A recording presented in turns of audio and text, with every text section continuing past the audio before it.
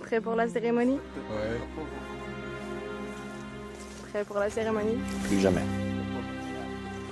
Prêt pour la cérémonie? Toujours. Prêt pour la cérémonie? C'est sûr.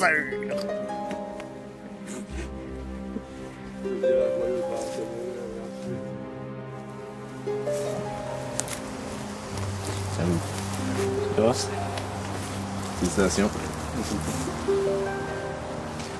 vois que c'est une fille, du peu que je la connais, c'est une femme qui a beaucoup de caractère.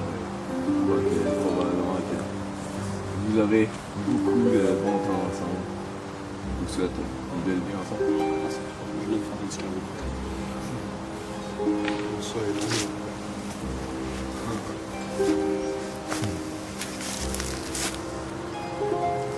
long. Et c'est un honneur que vous m'ayez invité. C'est un honneur que vous soyez ici, Seigneur d'Auvergne. Vous êtes un homme de respectable, un homme d'honneur, alors c'est un plaisir.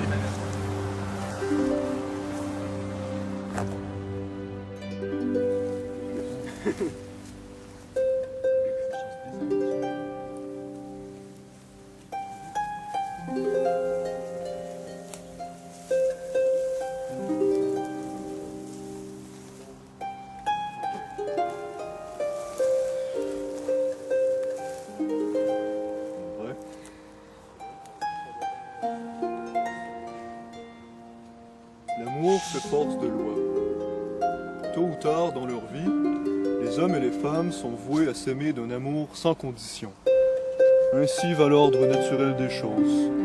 Et si nous sommes aujourd'hui réunis, c'est pour célébrer et honorer cet amour entre deux êtres qui nous sont proches. Notre civilisation s'est bâtie à travers cet amour, et c'est par celui-ci seul qu'il lui est possible de prospérer. Un amour comme celui-ci, né du premier regard, est d'autant plus beau qu'il n'est plus. L'amour qui frappe ainsi est innocent, autant que la gêne qui souvent l'accompagne est d'un gage de prospérité. L'union spirituelle aux yeux du légionnaire ne peut que renforcer et solidifier ce lien et permettre aux êtres aimés de donner libre cours à leurs sentiments sincères.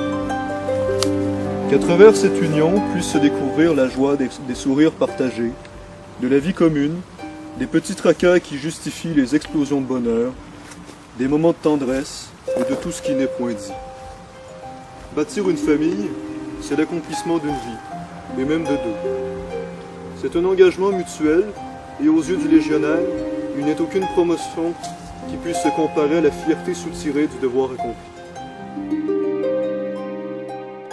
Il n'est de bombe plus sûre, de remède au cœur plus efficace que l'amour d'un être cher. Je ne suis pas habilité à célébrer et présider des unions. Je ne suis pas moine, et encore moins prêtre, mais malgré la chaîne de commandements qui nous lie, j'aime à penser qu'une amitié sincère nous rattache les uns aux autres. Je me fais le témoin de l'union entre le soldat Frédéric d'Orléans et le caporal Valkyrion Péragus, et les bénis dans la mesure du possible sous les yeux d'Armoc le légionnaire. Je vous en prie, prononcez vos vœux.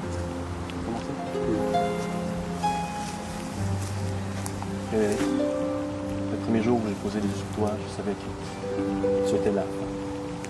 Tu étais ma femme. Et je souhaite plus que tout au monde que l'amour que j'éprouve pour toi grandisse et sache s'épanouir dans mon cœur.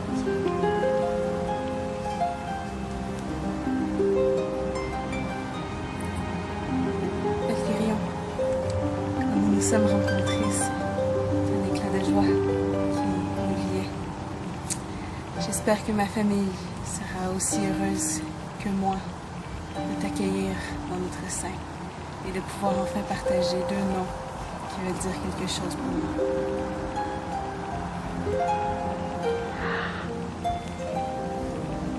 Puisse-t-il vivre d'un amour prospère et durable, capable de traverser les tempêtes à venir et de faire battre le cœur à jamais, même venu le jour du repos du soldat.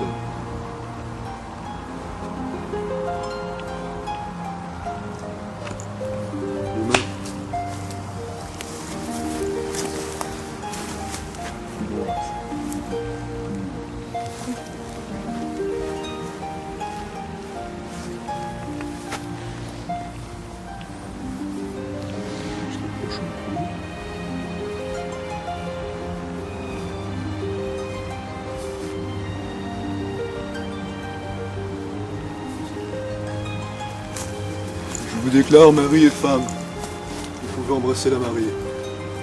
Je refuse cette union. C'est tout.